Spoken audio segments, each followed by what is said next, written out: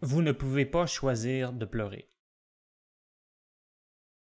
Alors évidemment, c'est le cerveau qui contrôle tout ça. Mais la question est, est-ce possible d'empêcher notre cerveau de générer des pleurs, par exemple?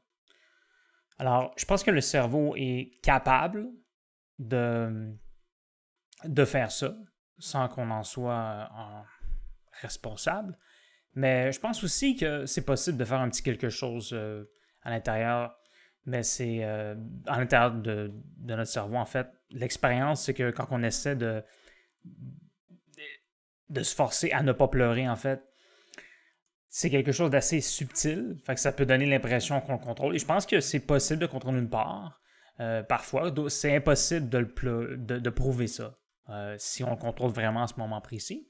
Alors, si on fait ça, si on contrôle ça, ben, ça voudrait dire que parfois on peut empêcher notre cerveau, dans le fond, de générer ces pleurs-là. Il y aurait une influence là-dessus. Et si on le fait et on pleure quand même, c'est pas que. Et on essaie d'empêcher de pleurer, ok? De résister, et ensuite on choisit de pleurer. C'est pas ça. C'est vraiment. On a un certain pourcentage de contrôle pour empêcher, essayer de ne pas pleurer, mais si on pleure, on est bien évidemment forcé de pleurer.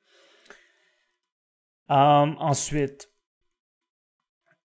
influencer des pleurs, ça pourrait être possible, mais comparativement à quelque chose comme le rire, c'est vraiment beaucoup plus difficile. Là. Si vous voyez des gens là, qui essaient de se forcer à pleurer, là, écoute, je dis pas que c'est impossible, c'est juste que ça n'a rien à voir à être comme automatiquement pleurer, là, c'est pas ça. Là.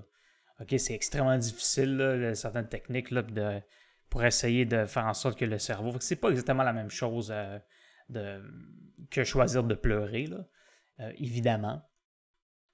Alors là, évidemment, il y a encore beaucoup d'implications avec les possibilités à choisir de pleurer. On pense constamment dans des choses difficiles. On vit des choses difficiles et parfois, bien, on va pleurer, mais encore une fois, sans réaliser que c'est notre cerveau qui génère ces pleurs-là. Fait que ça peut devenir plus difficile à accepter certains de ces événements-là. Ça peut être plus humiliant. Fait que moi, personnellement, avec mes connaissances encore là, si ça m'arrivait, ce serait beaucoup plus facile à accepter. J'ai pas vraiment ce problème-là parce que je sais que j'ai cette conscience-là que c'est mon cerveau qui génère ces pleurs-là. Alors, quoique ça peut quand même être humiliant parfois. Je sais pas, j'ai pas vraiment vécu ça euh, vraiment récemment, mais j'accepte ces émotions-là en toute facilité. OK? C'est comme ça. Et on est obligé de passer au travers de ces émotions-là. Et c'est ça. Alors, il y a plusieurs situations aussi, là, comme je l'ai dit. Des fois, on vit de l'intimidation, on va pleurer. Ou des fois, on fait pleurer d'autres personnes aussi. Mais ça aiderait que les deux parties comprennent qu'ils n'ont pas choisi de pleurer, dans le fond. Ça pourrait aider de passer à autre chose. Et c'est ça. Parfois, on voit des gens qui vont pleurer sur un film, puis on trouve ça ridicule que la personne pleure pour telle chose. Mais c'est ça. Puis je peux comprendre ça, mais il faut l'accepter et comprendre que c'est ça. Personne n'a choisi de pleurer dans ces situations-là. Alors encore là, ça change quand même certaines choses. C'est sûr que pour quelqu'un comme moi, c'est beaucoup plus intéressant de voir ça. Puis je me souviens quand j'étais jeune, des fois, j'avais même ridiculisé mon père parce il avait pleuré sur un film, là, une romance en fait. Là, en fait, certains films là, qui me semblent un peu exagérés de pleurer, puis ça le touchait. Là.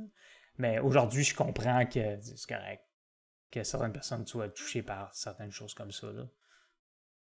J'accepte ça sans problème, grâce à cette connaissance-là. Alors, merci beaucoup d'avoir regardé cette vidéo et à la prochaine.